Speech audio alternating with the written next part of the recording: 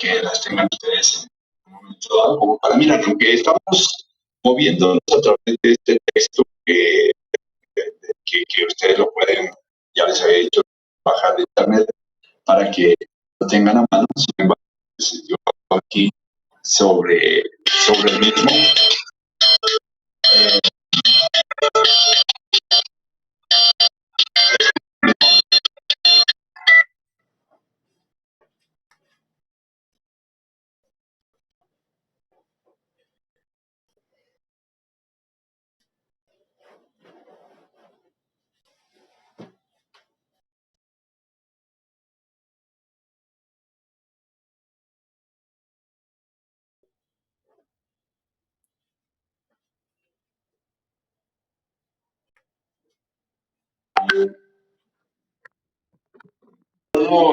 Entonces, mirar este aspecto. Bueno, habíamos quedado más o menos por aquí en este sitio hace 8 días cuando tuvimos la clase.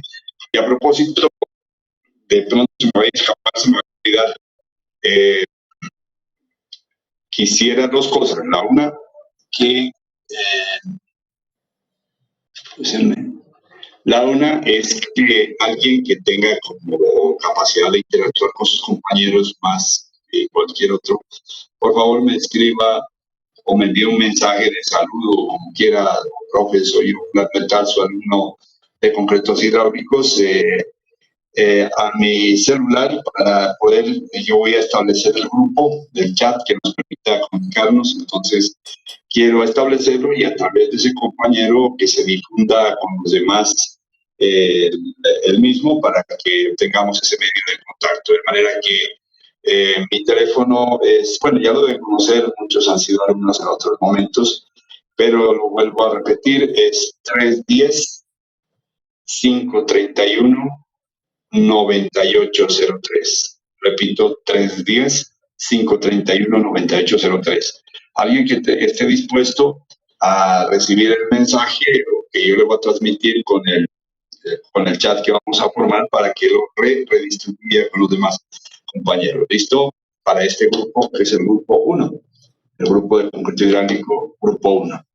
Muy bien, eso uno. Lo otro es que el día viernes y el día sábado, que tenemos 4 horas el viernes, 4 horas el sábado, cada grupo de 2 horas de laboratorio, lo vamos a emplear. O sea que viernes vamos a estar tal como deben estar establecidos ustedes en sus grupos y vamos a estar asistiendo a esta interacción por este medio con el fin de adelantar. No vamos a entrar en asuntos de laboratorio todavía, vamos a hablar sobre esta misma temática. Voy a aprovechar tal vez este fin de semana y el otro para tratar asuntos que tienen que ver con esta parte teórica, para adelantar estas unidades que quiero que las veamos así, no muy detenidamente, sino saltando, pero que ustedes tomen los principales aspectos de que vamos a hablar sobre estos capítulos que son este que estamos viendo ahorita, que es el capítulo 2, referente al cemento. Luego viene el capítulo 3, que es el agua. Luego vendrá el capítulo 4, que es el de los agregados.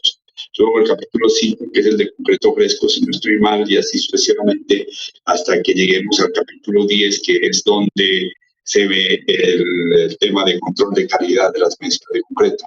Entonces, quiero aprovechar estos 2 fines de semana para adelantar en este ambiente y podamos ingresar rápidamente al capítulo 10, y en ese sí nos vamos a detener bastante, que es donde vamos a ver el control de calidad de las mezclas de concreto.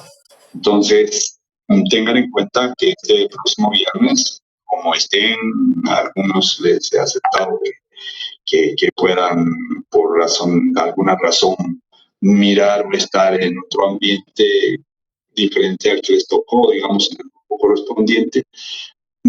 Donde estén, de todas maneras, por favor, vamos a desarrollar entonces las clases. Digamos, lo que está programado para el laboratorio lo vamos a hacer como clases viendo estas temáticas.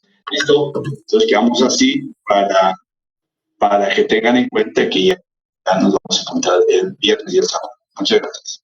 Muy bien, entonces vamos a mirar.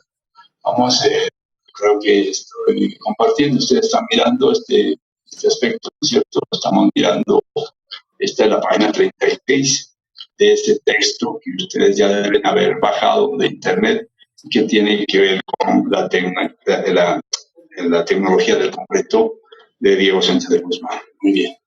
Entonces voy a grabar esta clase por si acaso hay algunas cosas que sean necesarias. Miremos aquí, nosotros tenemos entonces estamos analizando el cemento y el cemento habíamos visto que aparte de estar compuesto de óxidos, está compuesto también, valga la redundancia, de compuestos. Estos compuestos son, disculpen, estoy como viéndome al contrario, estos compuestos los habíamos visto aquí en esta parte. En este sitio donde está la tabla 2.5 proporciona aproximadamente los compuestos del cemento Portland. Y aquí, bueno, incluso podemos tomar desde aquí la parte para reconsiderarla. Sería mirar desde el punto de vista de compuesto. Aquí esta columna debería decir compuesto, porque no es óxido, sino un compuesto. Y el compuesto es el silicato tricálcico, el silicato bicálcico, el aluminato tricálcico y el ferroaluminato tetracálcico, ¿no? Son 4 compuestos básicos del cemento, digamos del cemento, no del clinker, porque el clinker está compuesto de esto. Luego el clinker molido, finamente molido, se une con el yeso finamente molido para formar el cemento. O sea que digamos en sí, digamos que es el cemento Portland, pero el cemento raíz, o sea, el que sale directamente de la calcinación de la piedra caliza y de la arcilla, ¿no es cierto? Ese proceso de calcinación se produce el clinker, y ese clinker, recuerden ustedes que al molerlo finamente y luego unirlo con el agua, tiene un fraguado muy rápido, muy violento, que no deja absolutamente trabajar. Entonces, digamos que estos son compuestos del cemento Portland, pero básicamente del clinker. Entonces, miremos cómo tiene de compuesto el contenido en porcentaje. Dice que el mayor es del silicato tricálcico, va entre el 20 y el 70%. El del silicato tricálcico entre el 5 y el 50, el aluminato tricálcico entre el 1 y el 15, y la ferroaluminato tetracálcica es del orden del 1 al 17%. Visto desde otro lado, en los límites de composición aproximados en óxidos del cemento Portland, se tienen entonces estos, que la mayor participación es de la cal, óxido de calcio, y es del orden del 60 al 67%, ¿no? en el volumen total del cemento. La participación es grande. Como el óxido más grande es la cal.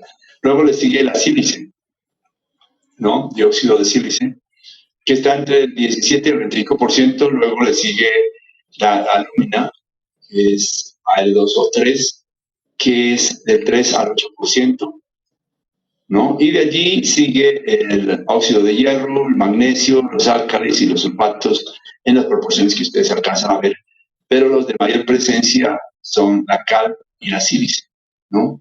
En la conformación del cemento desde el punto de vista de óxido.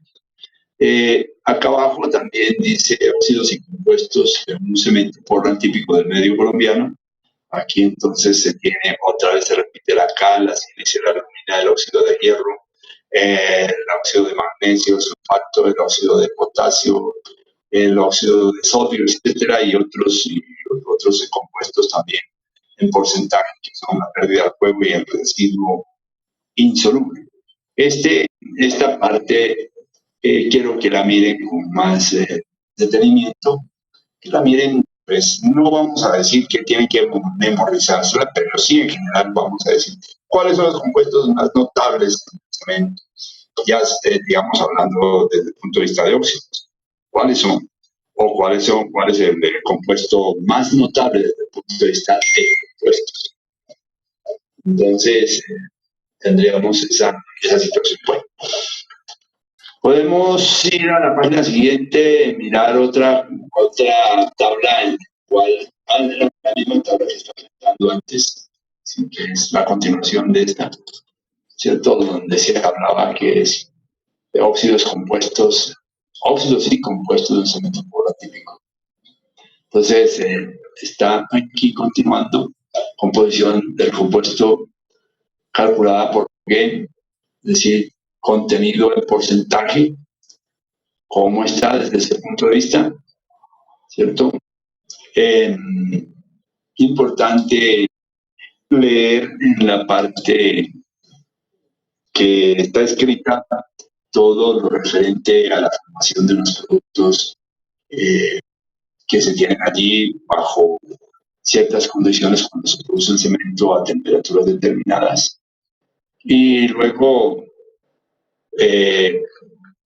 para entrar, digamos, definitivamente a tener en cuenta un fenómeno que se da en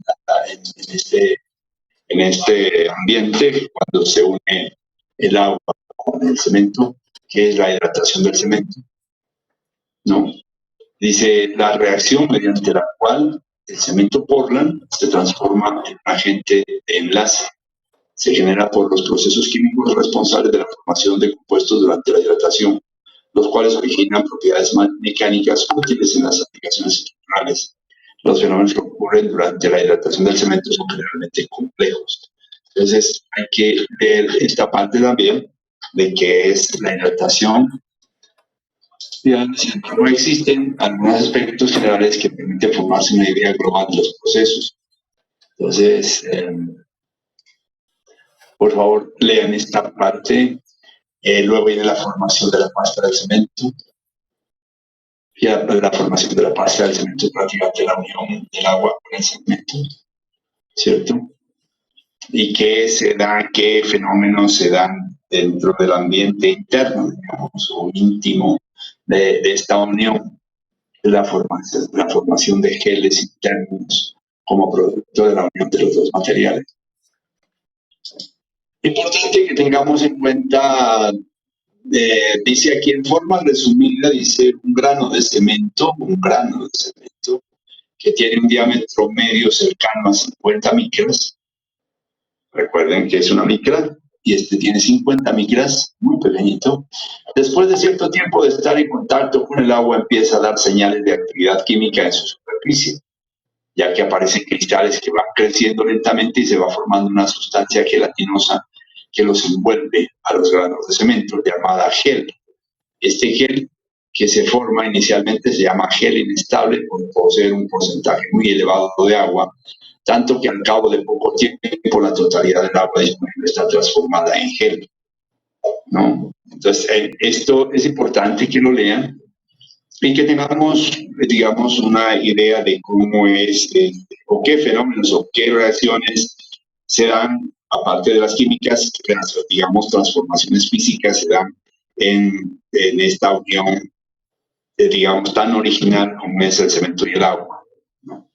Y recordando, y no se olviden que el cemento pues, es tan fino que tiene una finura promedia del grano de 50 micras. Hay cementos más finos cuya dimensión será de 4.5, de 5 hasta 10 micras, y hay cementos más gruesos cuyo diámetro del grano, o sí, del grano será del orden de 100, 150 micras. O sea, hay cementos más gruesos y otros cementos finamente molidos, ¿de acuerdo?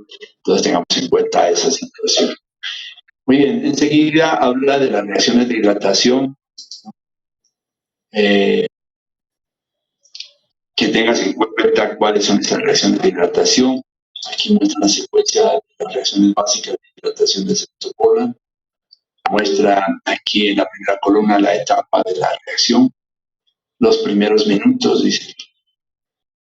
Luego de 1 a 4 horas. Luego dice de la tercera a la 12ª hora. Y luego en la etapa posterior a esas 2 horas. Entonces aquí están los procesos químicos que se dan, cómo los óxidos y los compuestos mismos se están, digamos, presentando, qué procesos físicos se observan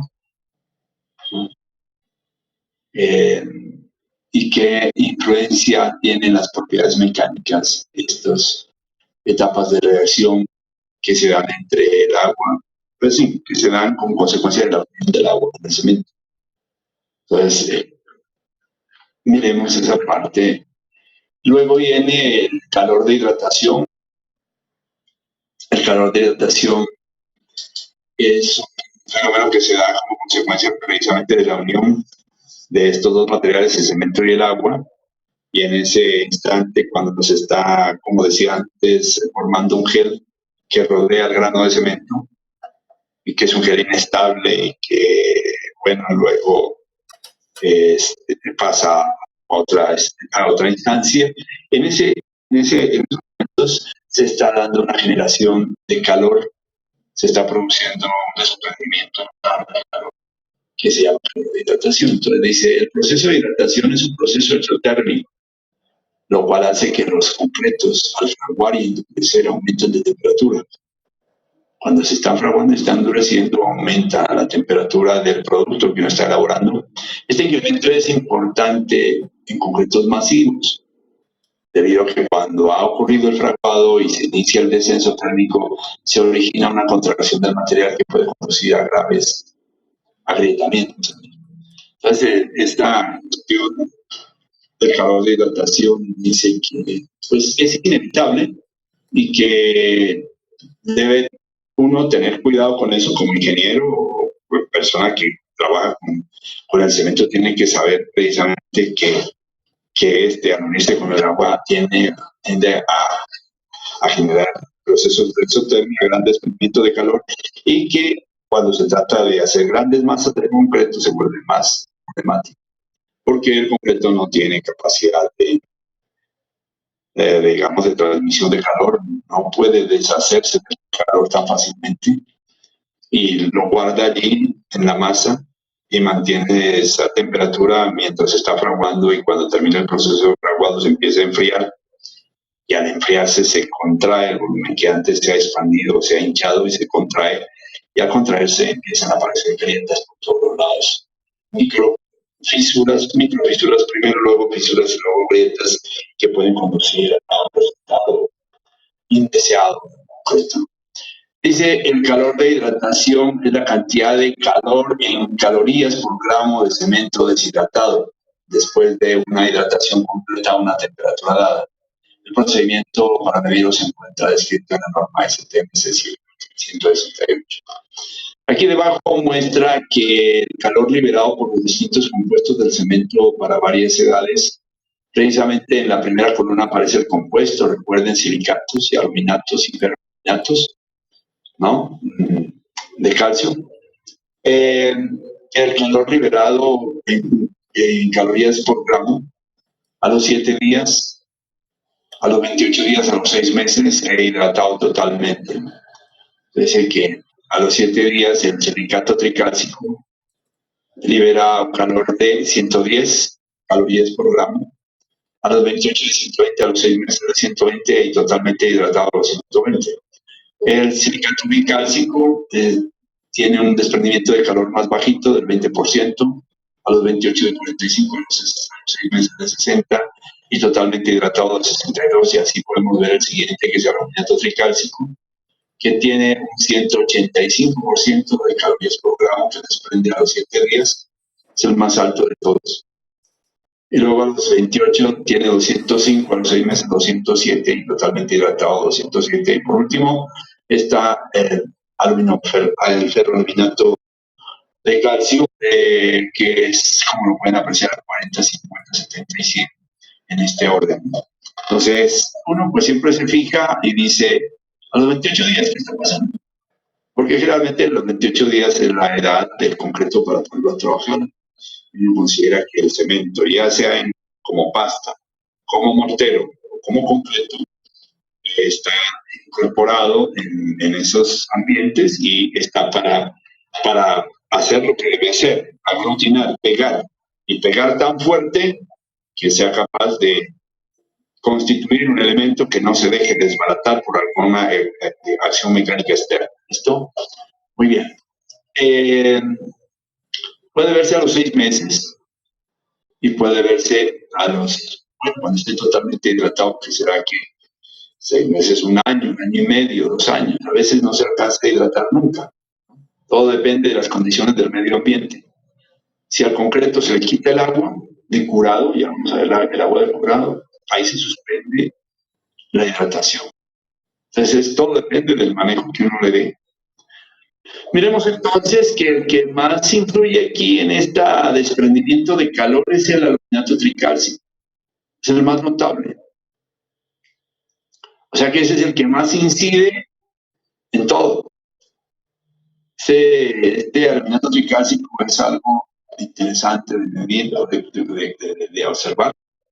Y el silicato tricálcico también, que por su presencia, porque es el que más presencia tiene, el silicato tricálcico, el que más porcentaje tiene como presencia, digamos, como compuestos en el cemento.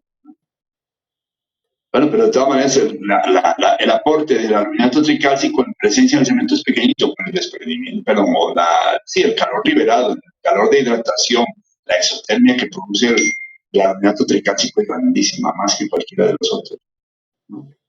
Muy bien.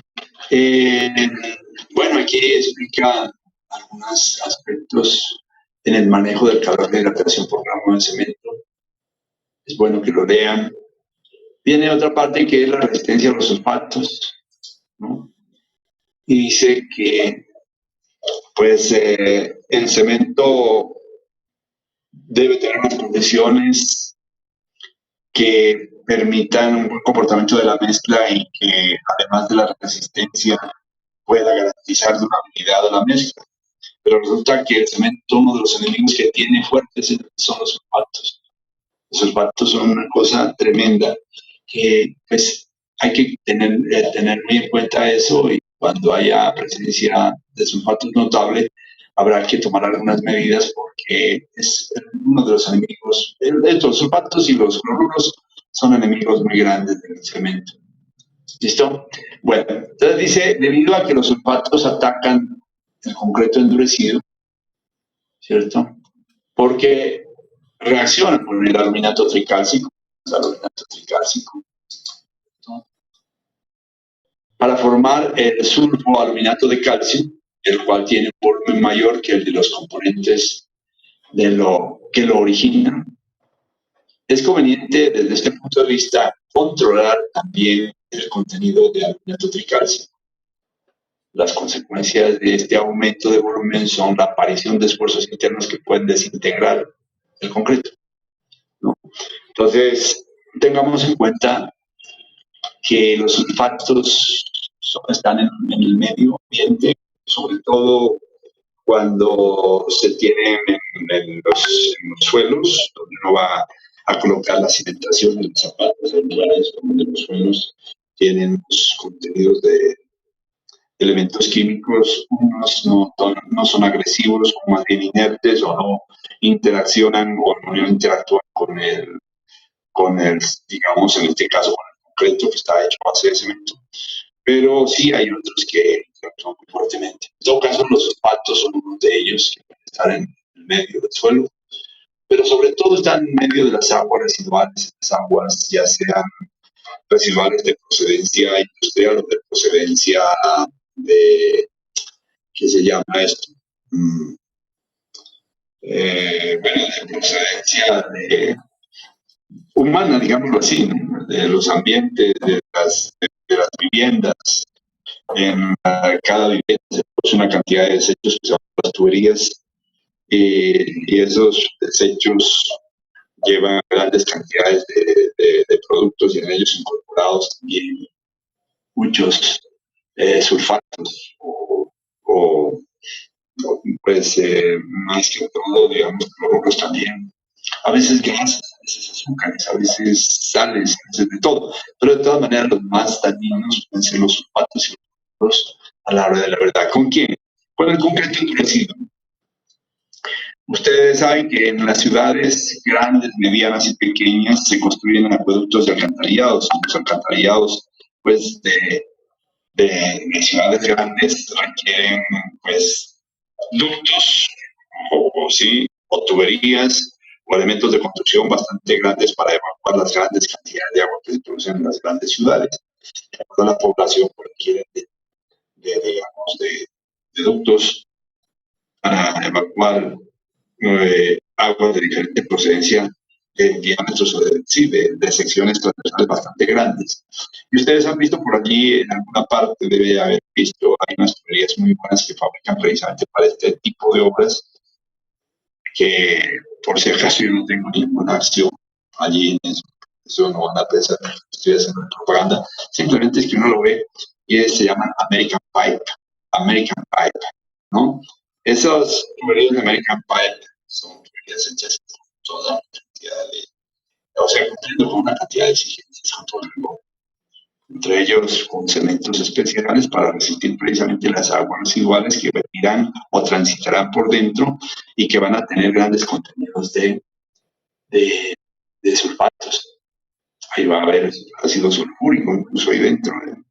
Hay, digamos, una cantidad de productos a base de azufre bastante tremendo.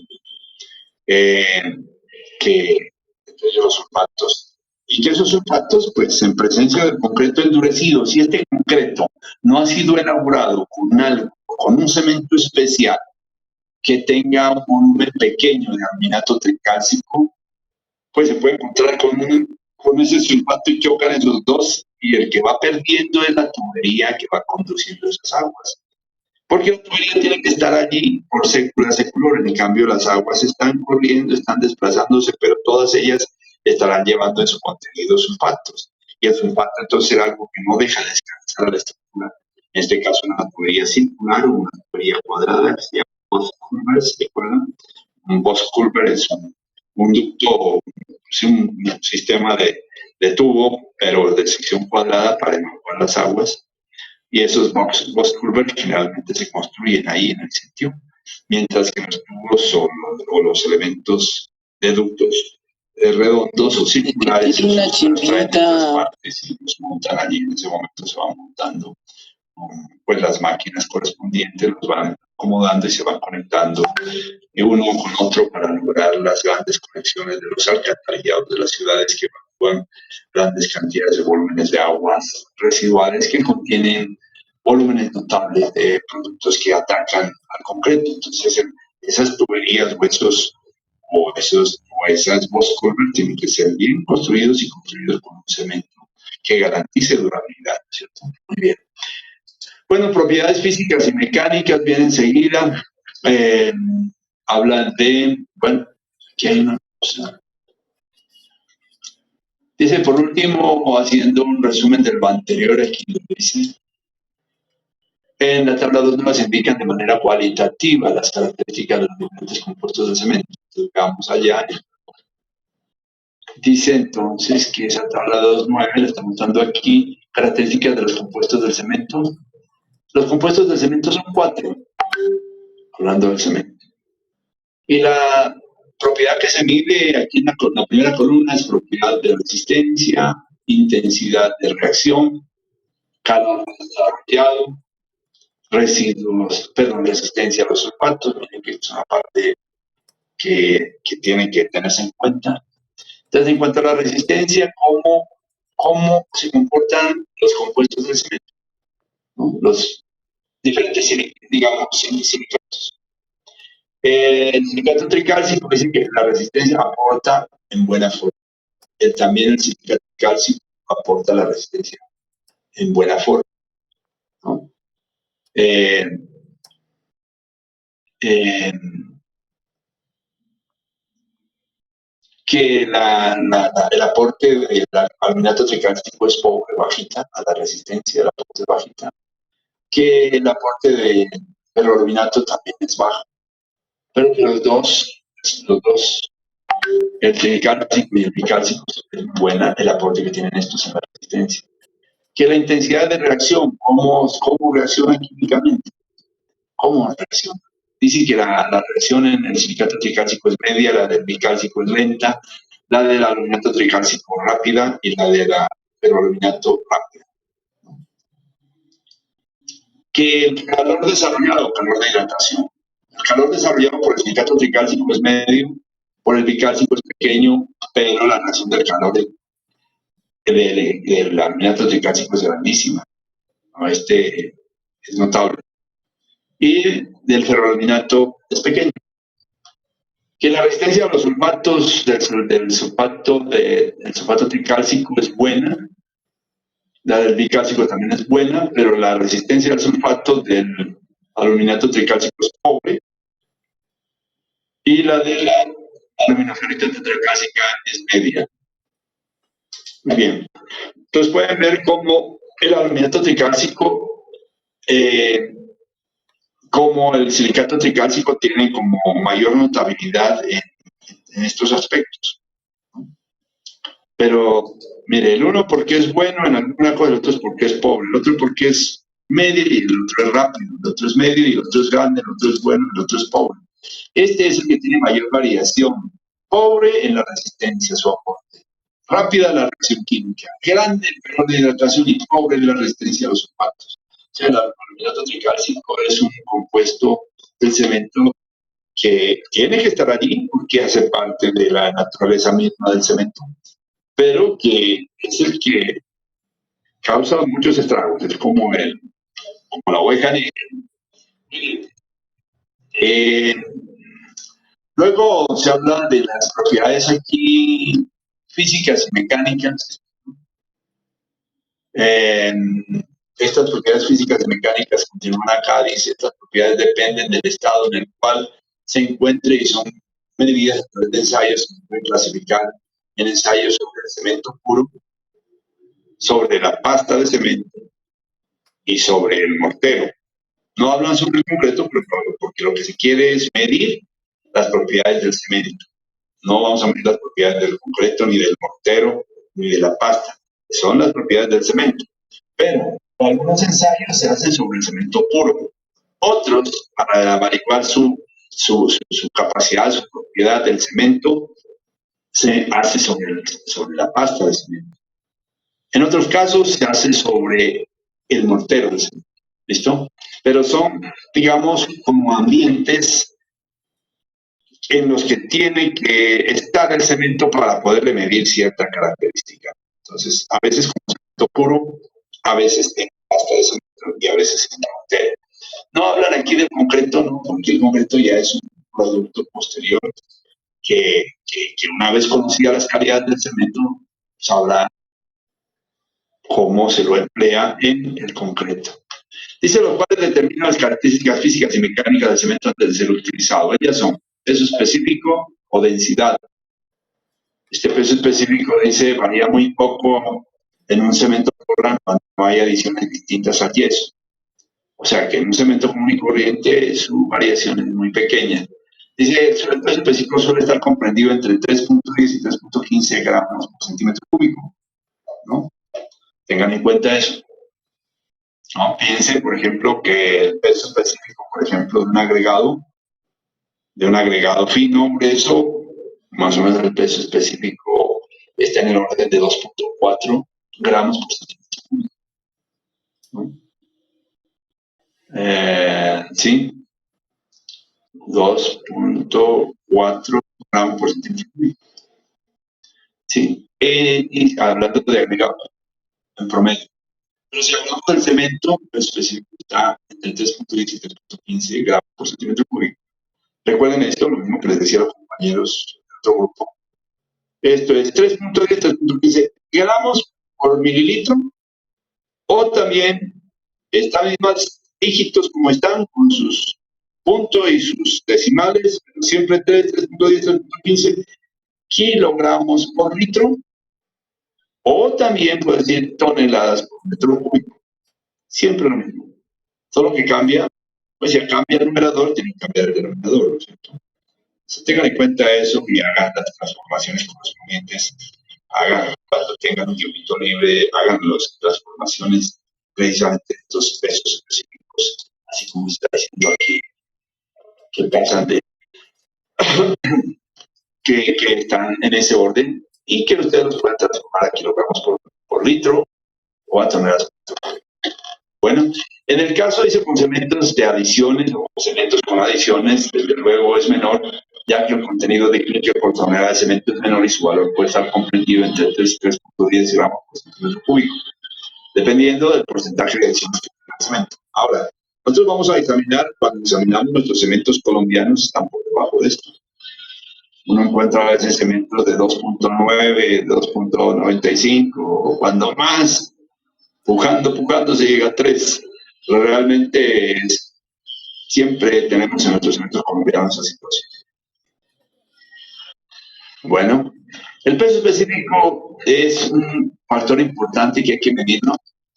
Sí. Entonces, dice, por su utilidad principal, pero su utilidad principal está relacionada con el diseño y control de mezclas de concreto. Ahí es donde se utiliza principalmente. Debido a que estas se diseñan por peso para un volumen unitario de concreto, ¿no? Generalmente se generan o se diseñan mezclas para un metro cúbico de concreto. De manera que hay necesidad de conocer el volumen que ocupa una masa determinada de cemento dentro de un metro cúbico de concreto. Esto se hace aplicando la sencilla ecuación que establece la densidad del material, que es igual al peso dividido sobre su volumen. Densidad, peso sobre volumen. Para el efecto se encuentran muchos métodos, entre ellos el método de Le Chatelier. Y Le Chatelier, pues, se inventó un frasco que llama el frasco de Le Chatelier, y que ese es un recipiente que sirve precisamente para medir eh, las, que es el desplazamiento mediante una escala graduada que está en el mismo frasco para medir el desplazamiento que experimenta el volumen de una sustancia que se coloca para hacer el ensayo de este producto, el cemento. Este frasco, dice, permite medir el volumen correspondiente a una cierta masa de cemento por medio del desplazamiento de un líquido que no reacciona con el cemento. Claro, tiene que ser así. Si le vamos a echar agua, inmediatamente reacciona con el cemento y se inicia el proceso de hidratación. Y es más, se forma pues una situación que es inmanejable y que por tanto ese líquido que sirve para hacer el ensayo del peso específico no puede ser el agua. Podrá ser otra resina, podrá haber otros productos, ¿no?, que no reaccionen con el agua, que no reaccionen, perdón, con el cemento. Generalmente es el querosene, que es un derivado del petróleo. Y por el famoso principio de Arquímedes se mide cuál es el volumen que tiene una determinada cantidad de cemento. Al desplazarse ese volumen en un frasco que ya está previamente con una cantidad delimitada de este querosene. Entonces tiene una cantidad de querosene ahí dentro. Y luego poquito a poco le vamos llenando el cemento, digamos, una cantidad de muestra para el ensayo. Le vamos llenando el cemento en un frasco. Entonces, en la medida que se va llenando el cemento en el frasco, va desplazándose el volumen o el nivel del querosene hacia arriba, y se va mirando cuál es la magnitud que se va desplazando, y de esa manera uno puede determinar qué volumen hay de cemento para una muestra que se ha tomado antes, que generalmente es una determinada cantidad de gramos que se utiliza para el ensayo, ¿no? Bueno, esa es una propiedad importante del peso específico. Viene otra propiedad importante, que es la finura del cemento, ¿no? Dice, como se vio anteriormente, una de las últimas etapas del proceso de fabricación del cemento es la molienda del clinker con yeso. La finura de molido es una de las propiedades físicas más importantes del cemento, ya que está intrigada con su valor hidráulico. Dice, puesto que la hidratación de los granos de cemento ocurre desde la superficie hacia el interior. La hidratación de los granos de cemento, ya se acuerdan que dijimos que un grano de cemento tiene más o menos 50 micras. Entonces miremos cómo se hidrata un granito de eso. Dice, la hidratación de los granos del cemento ocurre desde la superficie hacia el interior, hacia el núcleo del grano de cemento, ¿no? El área superficial total de las partículas de cemento constituye el área superficial total de las partículas de cemento constituye el material de hidratación. El tamaño de los granos, ¿cierto? O sea, la finura del cemento tiene una gran influencia sobre sus propiedades, especialmente sobre la velocidad de hidratación, desarrollo de calor, retracción y aumento de la resistencia con la edad. Pues miren que la finura del cemento tiene mucho que ver con eso. Miren, así una molienda muy fina da lugar a cementos que crecen más rápidamente y por tanto también tienen un desarrollo rápido de resistencia. Sin embargo, un alto grado de finura representa un costo considerable debido a que aumenta el tiempo de molienda. Además, cuanto más fino sea un cemento, se deteriora con mayor rapidez por la exposición a la atmósfera. ¿Sí? Adicionalmente, libera mayor cantidad de calor de hidratación, dando una mayor retracción y por lo tanto es más susceptible a la fisuración. Pero un cemento fino exuda menos que un más grueso. Vemos que es exudación mayor debido a que retiene mejor el agua al tener mayor superficie de hidratación. Tengamos en cuenta entonces eso. Dice, por otro lado, aquí los cementos con granos muy gruesos se hidratan y endurecen muy lentamente, al contrario del anterior. Y pueden producir exudación. O sea, el anterior no exuda, este sí exuda. Produce exudación notable. ¿Qué es la exudación? Es como cuando uno tiene, a ver cómo les digo, la exudación es como cuando uno tiene una mezcla de concreto y uno, ustedes han visto de pronto cuando están vaciando concreto, me imagino que sí, en alguna parte se habrá quedado mirando como roca del concreto de pronto en la calle, pues el pavimento, en la casa de ustedes cuando van a hacer algún pavimento de un patio, o cuando en la otra obra hayan estado, ustedes miran, o cuando han fundido una obra, miran que después de terminado, de haber colocado el concreto y de haberlo aplanado, alisado, allanado, ve que algunas zonas va saliendo agua y ve unas lagunas de agua en algunos sectores. Y estas lagunas de agua vistas en la superficie son más notables en aquellos concretos que tienen mucha relación agua-cemento.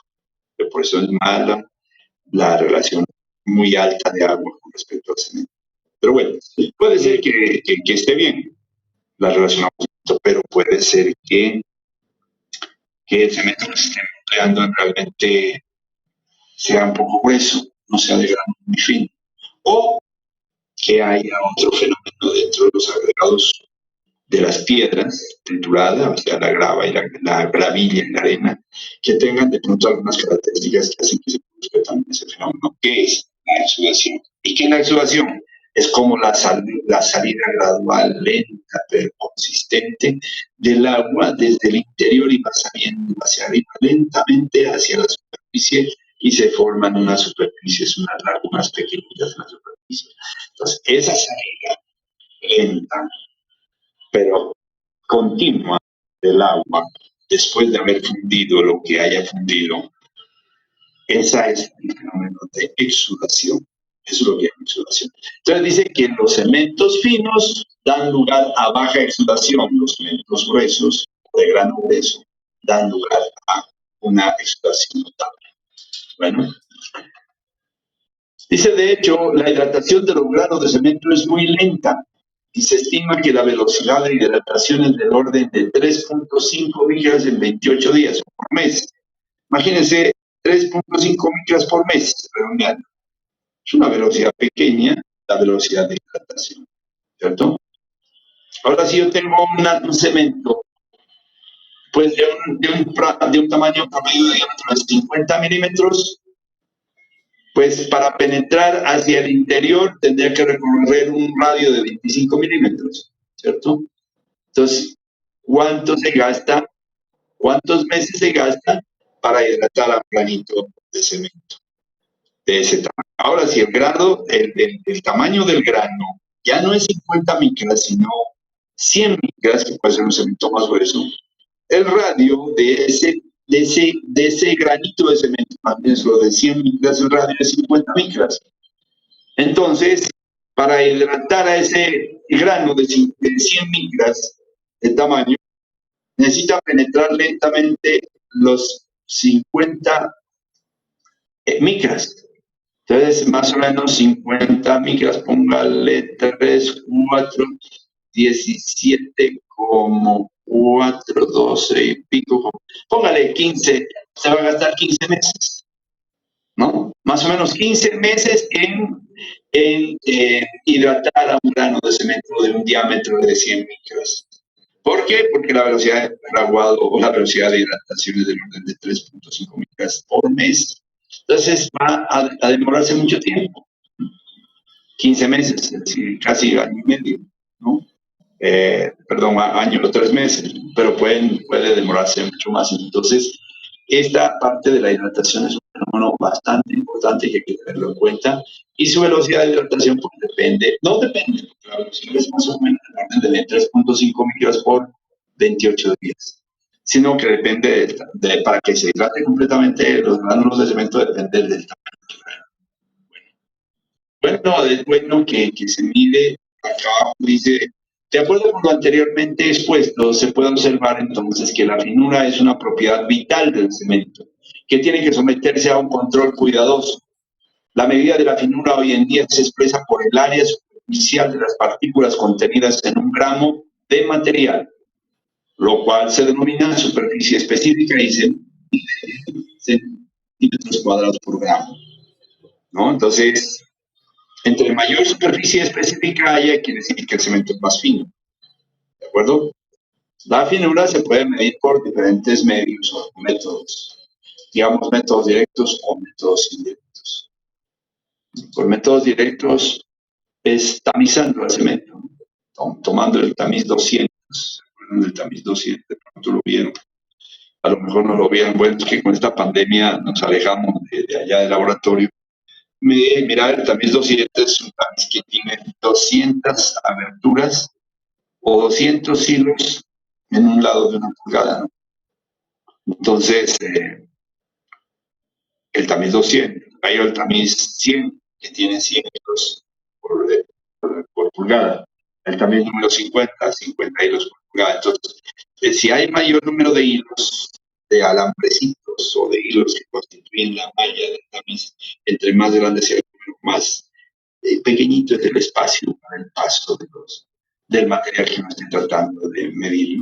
Entonces, hay un sistema de tamizado o cribado, es el medio para medir la finura por método directo, pero por métodos indirectos hay otros procedimientos que, que os establecen las normas. Por ejemplo, aquí está el turbidímetro de Wagner o Wagner, ¿no? El turbidímetro de Wagner o de Wagner, ¿no? Es un aparato que mide precisamente la velocidad de circulación, por aquí dice circulación, que experimenta una nube, digamos así, de cemento en suspensión en un medio, cuánto tiempo demora en asentarse, y eso hacen unas mediciones fotográficas por medio de filmaciones, hacen la medición de tiempos de sedimentación de una cantidad, de una nube, digamos, de cemento suspendida, perdón, sí, que se encuentra en una suspensión. Bueno, ese es el método de Wagner o empleando el método de Wagner, pero hay otros métodos también. Es el método que se ha vuelto más popular, es el método de Blaine, empleando un aparato que se llama el aparato de Blaine. ¿No? Aquí en el proyecto se muestra dice, este sistema se basa en los métodos del permeabiliímetro de Blaine y de Leonards, ¿no? Bueno, aquí se muestra y se dice como ya lo veremos por allí en otro contexto, ese aparatico de Blaine que sirve para medir la finura del cemento por método indirecto. Recuerden que el método directo es sirviéndolo, tamizándolo, cribándolo, pero por métodos indirectos está el turbidímetro de Wagner y está el que es el aparato de Blaine, que lo llaman aquí permeabiliímetro de Blaine. En todo caso, este se ha vuelto más común, el aparato de Blaine, para medir la finura del cemento de manera indirecta y lo hace al paso del aire a través de una muestra que se encuentra en un determinado lugar. Ya veremos el aparato de Blaine. En todo caso, dice que en nuestro medio, aquí, la superficie específica de los cementos está comprendida entre 3.400 y 4.500 gramos sobre centímetros cuadrados por gramo, según la medición de Blaine, ¿no? A 3.400 centímetros cuadrados por gramo de cemento. En la medida que esto aumenta la finura, pues en la medida que aumenta la superficie específica, lo está indicando que aumenta la finura del cemento. Y ya hemos elegido por allá, cuando pasamos por ahí, lo que es la finura, lo que favorece y lo que perjudica. Bueno, dice la norma colombiana establece como límite mínimo que debe ser de los 1.800 centímetros cuadrados por gramo según el ensayo de Blaine, ¿no? Muy bien. Pasamos a consistencia normal, que es un concepto que tiene que ver con la pasta de cemento. Cuando el cemento se une con el agua, pues se forma una pasta y esta será menos manejable o más manejable dependiendo de la cantidad de agua que se le haya colocado, ¿no? Si tiene muy escasa agua, pues no vamos a lograr hacer pasta. Y si tiene mucha agua, pues tampoco, porque se riega, se esparce, se explaya sobre una superficie. Entonces debe tener una cantidad moderada de agua y para eso hay un ensayo que determina la cantidad de agua necesaria para formar una pasta normal. También hay un ensayo para eso, que se mide empleando una mesa aleatoria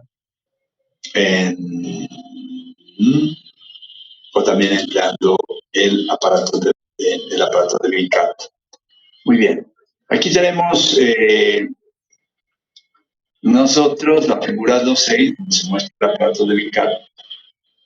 Este aparato, entonces, aquí nos está diciendo de la penetración. Dice la consistencia de una pasta de cemento se mide por medio del aparato de Vicat. Estaba diciendo yo de la consistencia del mortero, es otra cosa, ¿no? Ese se mide en una mesa vibratoria. Entonces, la consistencia de una pasta de cemento se mide por medio del aparato de Vicat, representado en la figura 2.6. El procedimiento de ensayo se encuentra descrito en la norma tal cosa. El ensayo consiste en agregar un volumen conocido de agua a 500 gramos de cemento, que se amasan y colocan en un molde troncocónico.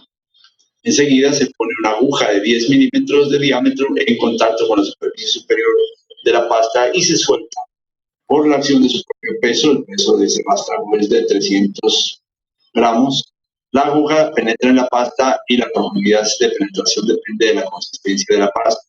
Si la penetración es de 10 milímetros, más o menos después de 30 segundos de haber soltado la aguja, se considera que la pasta tiene consistencia normal, ¿no? Entonces miremos el aparato de Vicat o aguja de Vicat. Aquí lo vemos de frente, aquí lo vemos de costado. Entonces la muestra está aquí abajo, en este molde troncocónico, ¿cierto? Este molde troncocónico se coloca sobre una placa de vidrio y el conjunto se coloca sobre la base del aparato de Vicat. Este es el soporte del aparato y el soporte, por medio de unos mecanismos, sostiene un vástago, ¿cierto? Que se mueve y este tiene una condición para hacer unos ajustes en la escala de medición de penetración, milímetros. Entonces, hay un tornillo que permite aflojar y dejar al pasto todo su peso para que penetre en la muestra. Aquí en la punta debe haber una aguja que tiene un diámetro de 10 milímetros y que va a penetrar en la masa de la pasta de cemento y dependiendo de lo que se ha dicho, que haya una penetración determinada en un tiempo determinado, quiere decir que hay una condición de pasta. ¿Listo? Muy bien, podemos mirar enseguida el fraguado del cemento. El fraguado del cemento, dice este término, se usa para describir el cambio del estado plástico al estado endurecido de una pasta de cemento. Aunque durante el fraguado la pasta requiere de alguna resistencia, para efectos prácticos es conveniente distinguir el fraguado del endurecimiento, pues este último se refiere al aumento de resistencia de una pasta de cemento fraguada. Entonces tengamos en cuenta el fraguado, entonces ese paso del estado fresco de una mezcla al estado. Es decir, perdón, un momentico, apareció una notificación aquí.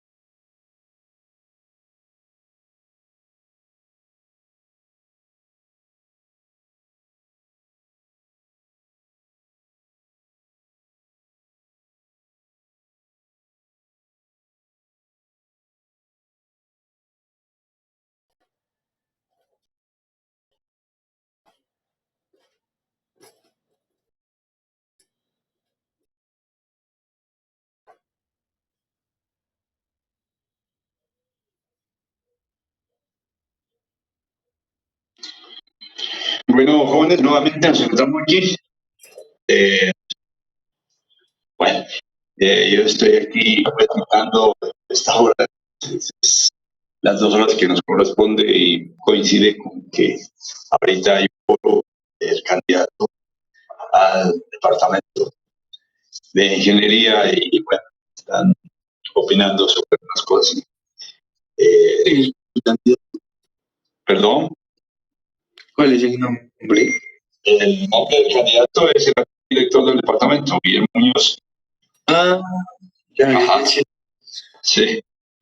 Sí, ahí está, pues el debate es ahora de los profesores, el debate no, es el foro para los profesores, para pues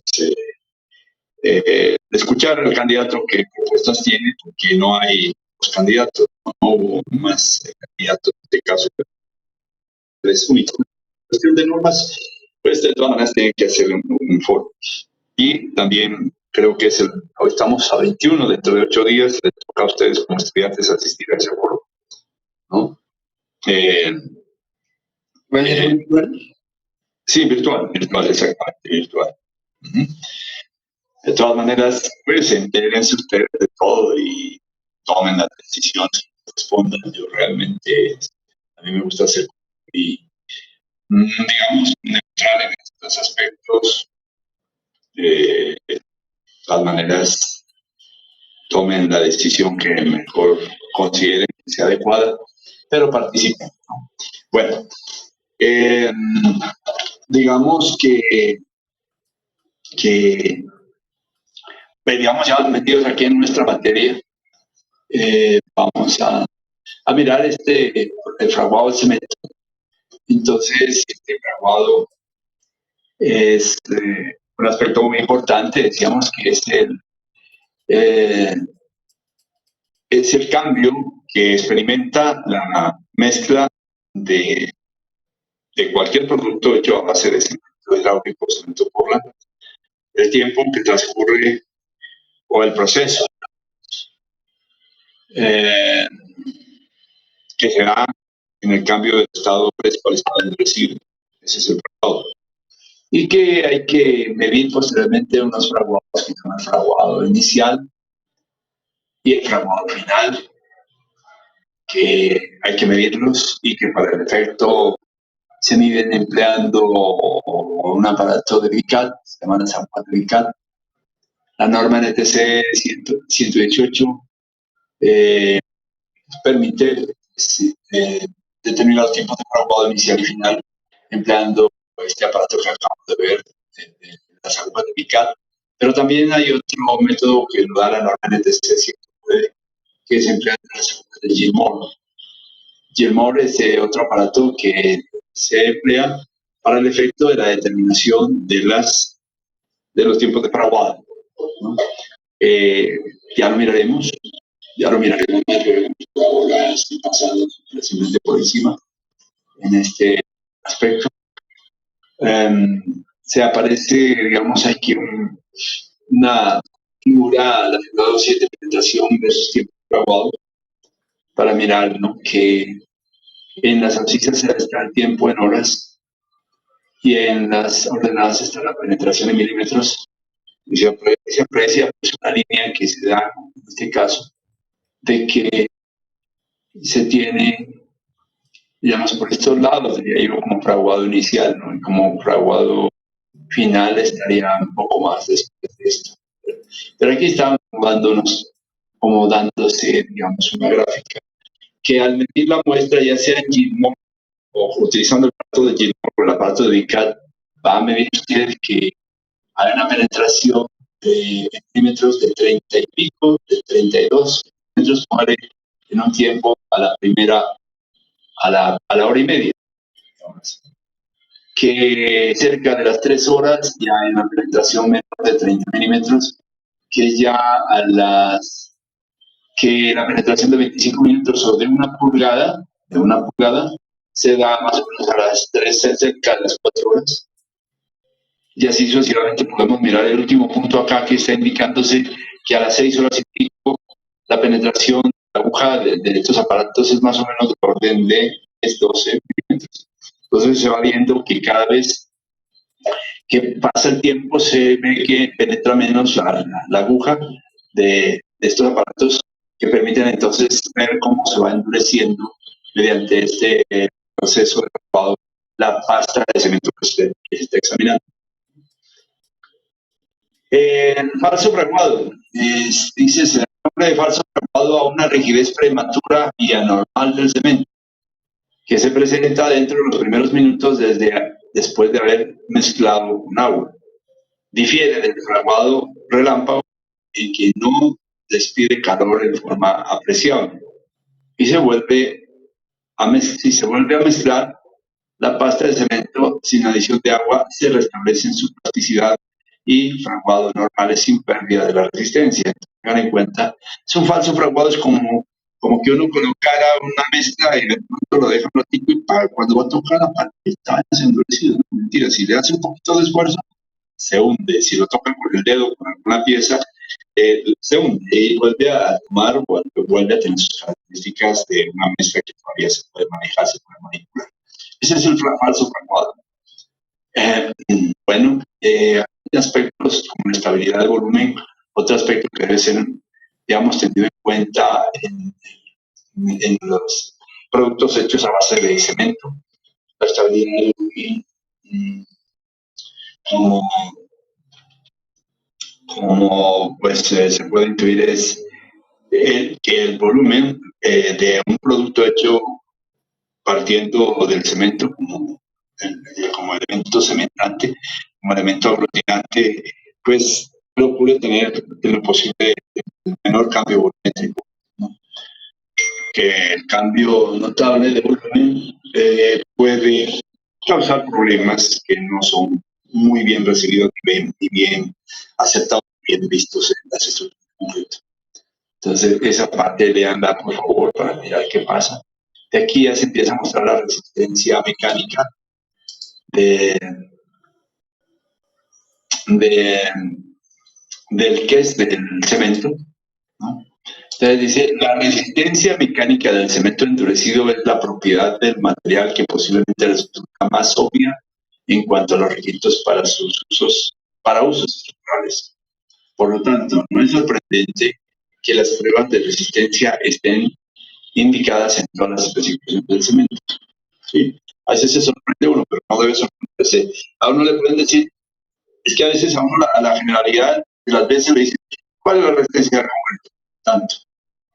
¿Y cuál es la resistencia del mortero? Tanto. Pero le preguntan, ¿y cuál es la resistencia del cemento? ¿Cuál es esa?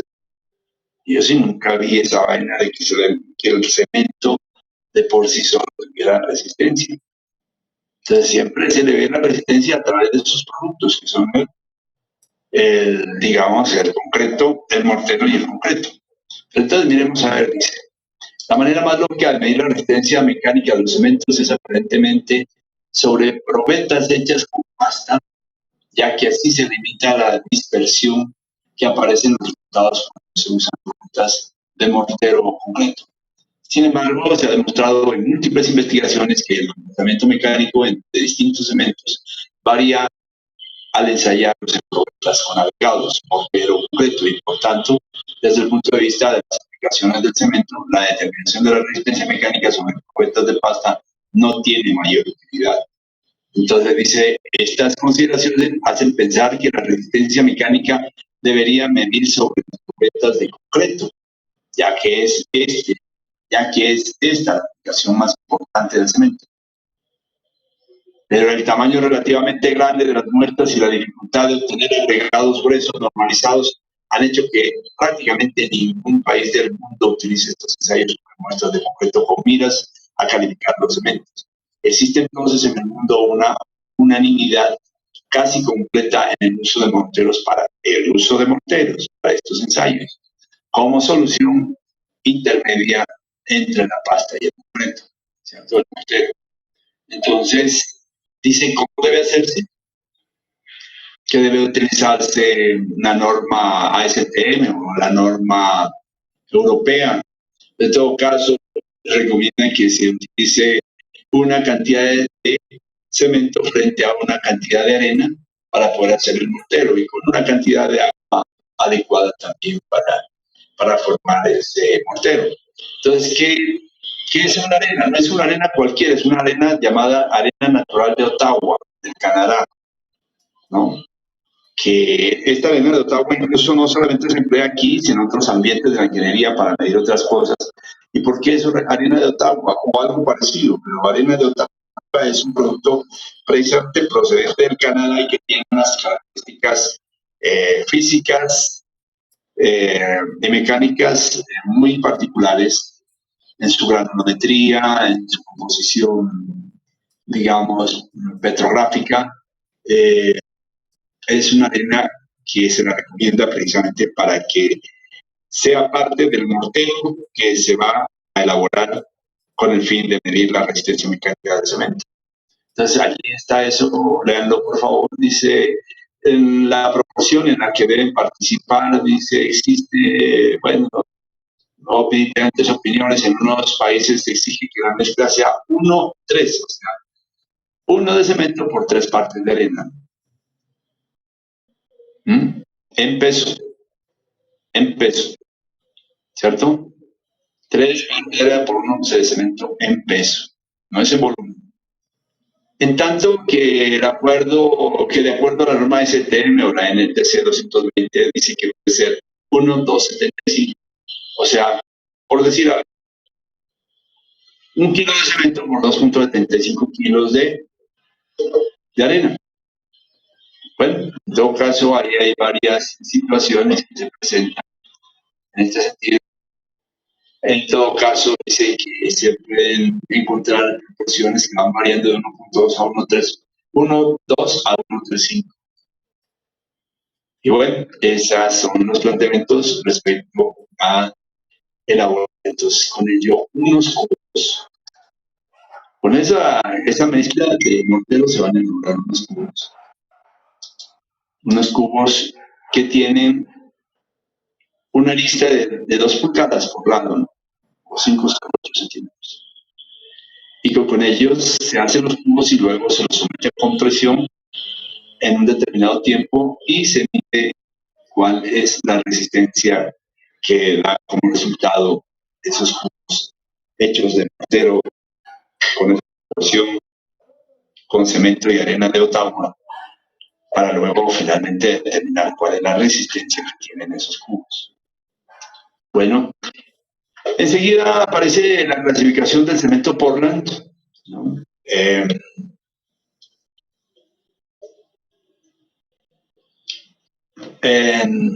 Aquí me distrae un poco la atención que debo tener aquí, es porque estoy mirando mensajes que llegan del proceso que se está allá. Bueno, la clasificación del cemento Portland, dice tipos de cemento Portland. En el capítulo anterior se ha mencionado el cemento Portland en general.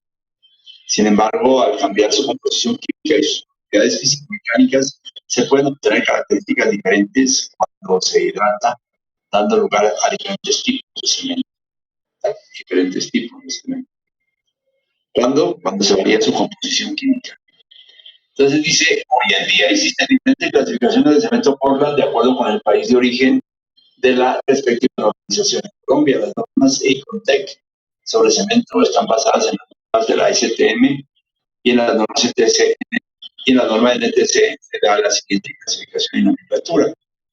Cemento Portland tipo 1 dice es el destinado a obras de hormigón en general, al que no se le exigen propiedades especiales. Es el cemento común y corriente que ustedes ven por la calle cuando ven que abren un saco de cemento. Ese es el cemento tipo 1, ¿no?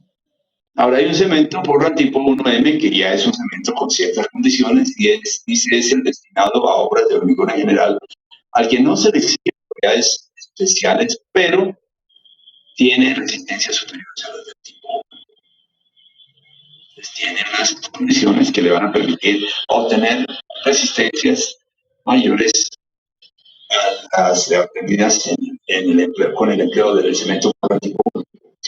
Viene el cemento tipo 2.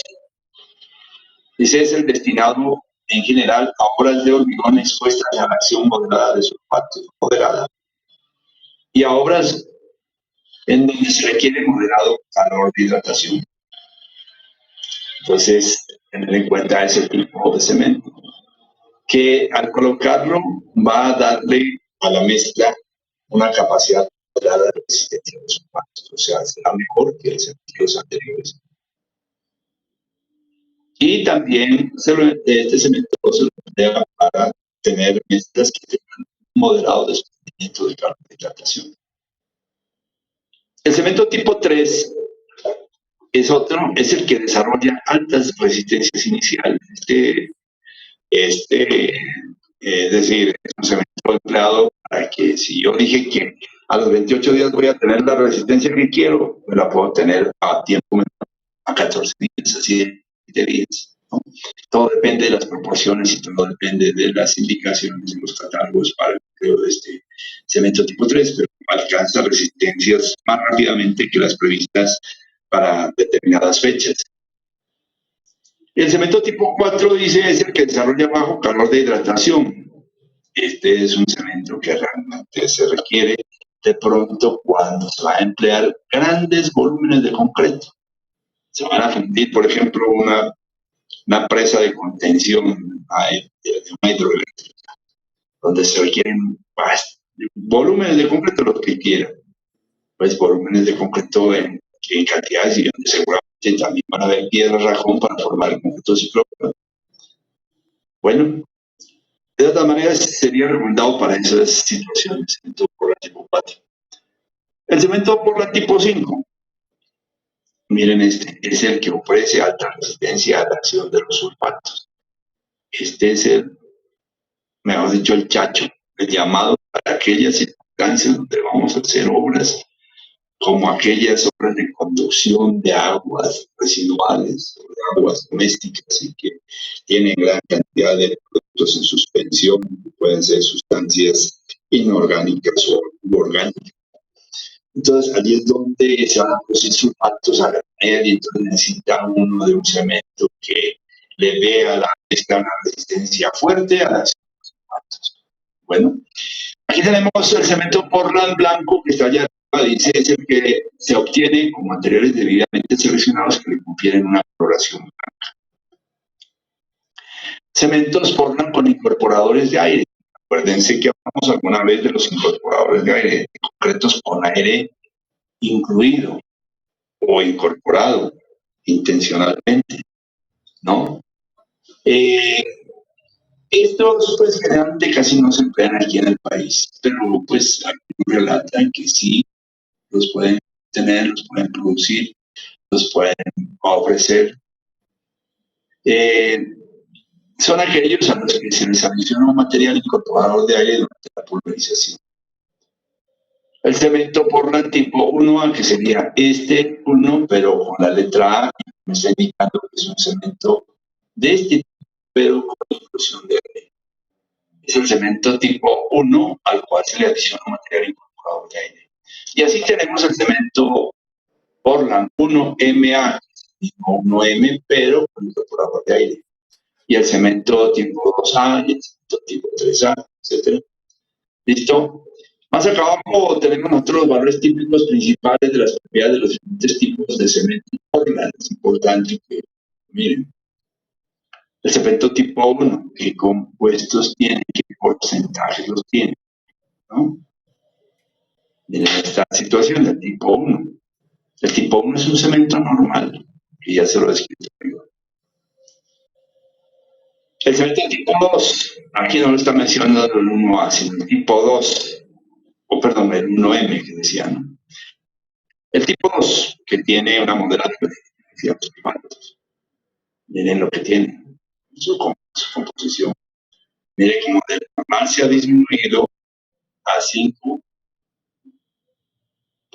de 12 a 5, el compuesto aluminato tricálcico. Y por el contrario, se ha aumentado el aluminato tetracálcico, ¿no? Y hay unos cambios, ha aumentado el sulfato tricálcico y ha disminuido el sulfato tricálcico. Y vamos al tipo 3, cómo se aumentó el sulfato tricálcico. ¿Cómo se disminuyó notablemente el sulfato de bicálcico? ¿Cómo trata de incorporarse nuevamente el aluminato tricálcico y cómo vuelve a bajar la aluminofluorita tetracálcica? El tipo 4, ¿no? Que es el tipo 4, es aquel que por acá estaba, que desarrolla bajo calor de hidratación, recomendado para obras que se requieren grandes volúmenes concretos en grandes volúmenes. Miren cómo ha disminuido notablemente el sulfato tricálcico, cómo aumentó el bicálcico, cómo disminuyó el aluminato tricálcico y cómo volvió a aumentar el ferroaluminato tetracálcico. Y el tipo 5, que es el que decimos que tiene altas resistencias a los sulfatos, se, se nota cómo se sigue manteniendo por debajo el sulfato tricálcico, cómo se baja el valor del, ¿cómo la cosa está? No, sí, 37. Bueno, aquí debe haber algo porque este valor, al fin y al cabo, estos valores tienen que darnos. Bueno, aquí hay alguna cosa. Se nota que se bajó este valor. Se nota que es un descenso notable del alimento tricálcico y vuelve a crear una condición normal pero el dato tetracálcico. Desde el punto de vista de porcentajes de los componentes, ¿cómo varían los cementos? Profe, Sí, una dígame. pregunta. Es que se supone que es la composición en porcentaje, ¿no? Pero sumando pues, los porcentajes de todos, ninguno da 100, ¿sí me entiende? Sí. Entonces, ese restante es como de que, Sí, esos restantes pueden ser como adiciones, como puede ser, digamos, yeso, pueden ser otras adiciones en un momento dado para lograr el producto final. Sí, sino que a mí me preocupó fue que este se bajó a los dos y aquí generalmente toma un puesto importante. Claro, este tenía que bajar y este tenía que subir. No sé qué pasa. Puede haber alguna irregularidad. Sí, generalmente no están dando como resultado, digamos, que la suma de horizontalmente esto de 100, ¿no? Porque hay, digamos, adiciones, una adición normal es el yeso. Aquí están hablando de los compuestos básicos del clinker, ¿no? Del clinker considerado como cemento Portland. Pero hay adiciones a ello. La adición básica que tiene la del yeso, pero más que eso hay otras adiciones que pueden contemplarse. Bueno, hablando de la finura de Blaine, medida a través del aparato de Blaine, que es el tipo 1 mínima 2800, tipo 2 mínima 2800, tipo 3 máximo 4000, y los demás con la misma condición, tipo 4, tipo 5, la finura debe ser con un mínimo de 2800 gramos, médicos gramos. La resistencia a la compresión que se desarrolla, ¿cómo es la resistencia a la compresión? Al primer día, a los 28 días y a los 90 días. Entonces toman como referente el tipo 1, cuya resistencia al primer día 100, al 28 100 y al 90 100. Y luego viene el tipo 2, que recuérdenlo, tiene una moderada resistencia a los sulfatos. Como al primer día tiene una resistencia del 75%, a los 28 no alcanza el 150, pero solo a los 3 meses alcanza el 100%. Y en el cemento tipo 3, ¿sí? Este tipo 3 que tiene altas resistencias iniciales, desarrolla altas resistencias iniciales, tiene una resistencia al primer día del 190%. Claro, por eso desarrolla altas resistencias iniciales, a los 28 se regulariza y a los 90 se regulariza, queda como todo normal. El tipo 4, que dice que desarrolla bajo calor de hidratación, al primer día 55, al mes 75 y a los 90 días el 100%. Y definitivamente el tipo 5, que tiene altas resistencias a los sulfatos, la primer día tiene una resistencia del 65% de lo que tendría un cemento tipo normal. A los 28 días el 85 y ya se vuelve o se normaliza a los 90 días cuando todo se considera estos tipos de cemento han adquirido su resistencia correspondiente. ¿Listo? Y bueno,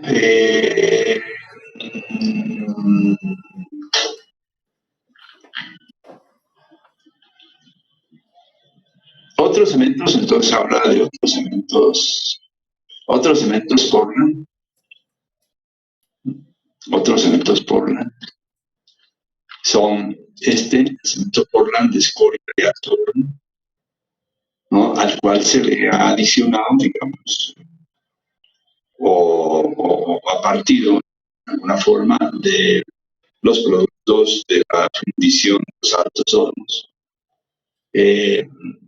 Dice de acuerdo con la norma NTC 31, es aquel que se obtiene mediante la pulverización conjunta del clinker Portland, ojo, el clinker Portland, el que se conoce, y escoria granulada finamente molida, con adición de sulfato de calcio y yeso.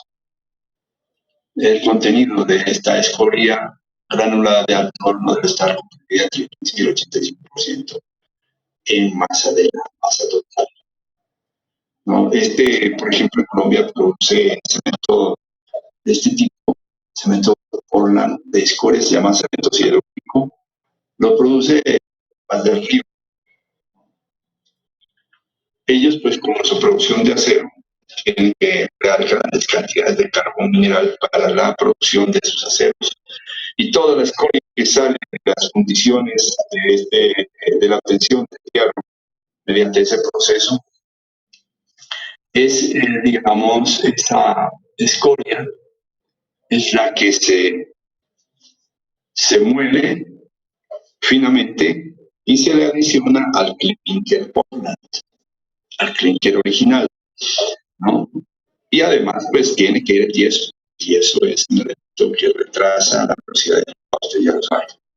Muy bien, existe el cemento Portland puzolánico, es otro, muchas cementeras, muchas fábricas de cementos, ofrecen cementos puzolánicos. Aquí hubo un tiempo, bueno, en Colombia le emplean, pues creo que más que todos los cementos del Valle, los cementos del Occidente. En otro tiempo aquí se compraba que había un mayor intercambio comercial con el Ecuador y aquí se consumía mucho un cemento puzolánico del Ecuador llamado Selva Alegre, cemento Selva Alegre, un alto contenido de puzolana. Bueno, y así pueden tener, eso no quiere decir que el cemento sea más malo, ¿no? Pues las puzolanas son elementos de la naturaleza que tienen unas características importantes que finamente molidos, es una arcilla que finamente molida se une al cemento, puede reemplazar a una fracción del cemento que incorporarse dentro de este producto y formar un producto llamado cemento puzolánico y que tiene características importantes. Miren, aquí se consideran como pozolanas los materiales eminentemente silicónicos, naturales o artificiales, ¿no? Que carentes de actividad hidráulica y de propiedades cementicias por sí solos, ellos no son capacidades de pegar, ¿no? No tienen propiedades cementicias. Contienen constituyentes que a temperaturas ordinarias y en presencia de agua se combinan con el hidróxido de calcio para formar compuestos permanentes insolubles en agua y estables, los cuales se comportan como conglomerantes hidráulicos. Las pozolanas, según su origen, se pueden clasificar de la siguiente manera: naturales o artificiales. Lean un poquito. Estas pozolanas tienen su historia. Cuando miren la historia de los elementos del capítulo 2, lean un poquito la historia de las pozolanas, de dónde viene ese nombre, por qué se llaman pozolanas. Bueno, aquí tenemos así.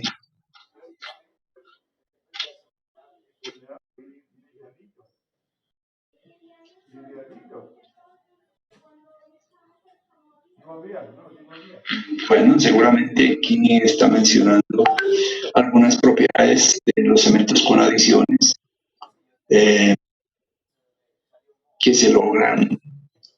Dice, por ejemplo,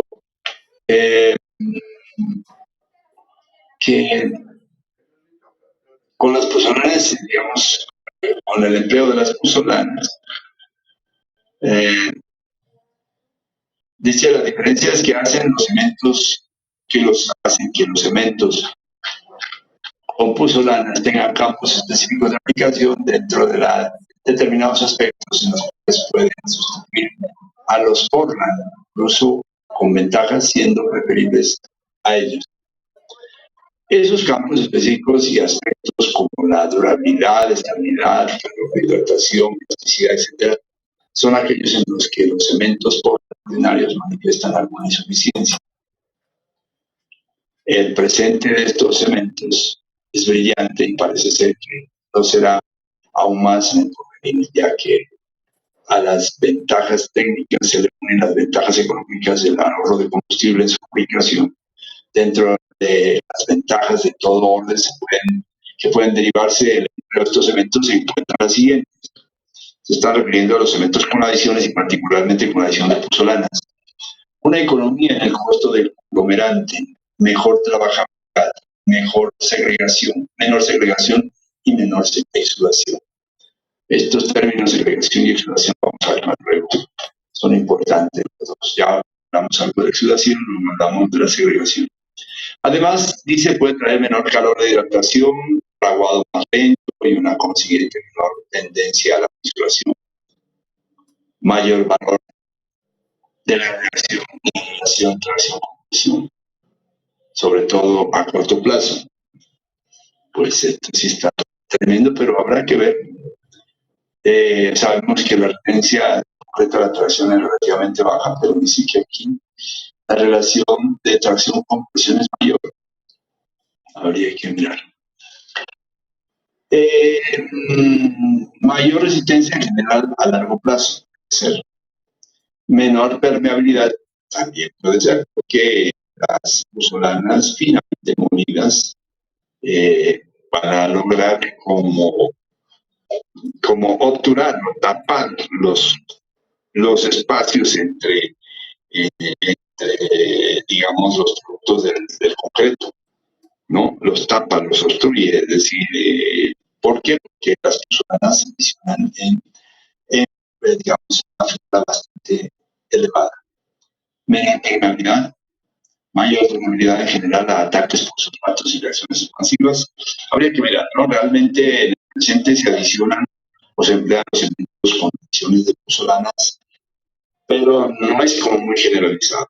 Aquí el autor menciona aspectos importantes de cosas que están viéndose que serán mejores en el futuro, probablemente.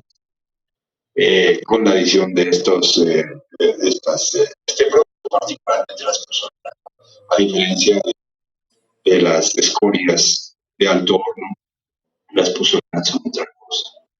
Se ve un cemento Portland adicional. De acuerdo con la definición dada por la norma, es el producto que se obtiene de la combinación conjunta del clinker Portland y otros materiales arcillosos, calcáreos y sílico-luminosos, calcinados o no, que poseen propiedades hidráulicas o pozolánicas, ¿no?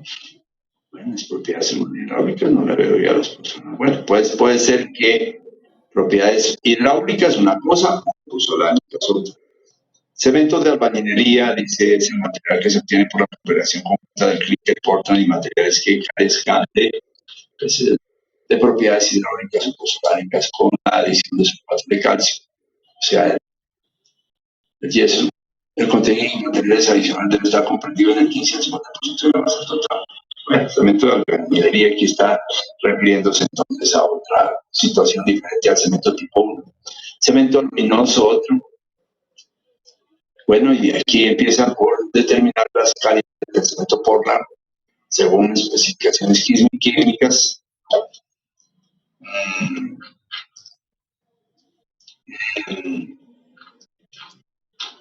Aquí se muestran la presencia en el cemento de porcentajes diferentes del óxido de magnesio, ¿no?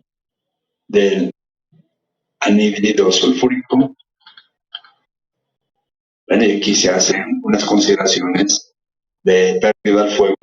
Dice, este ensayo se hace por diferencia de peso de una muestra de cemento llevada a una temperatura de 900 grados. Ahí va. Me perdió la cadenita.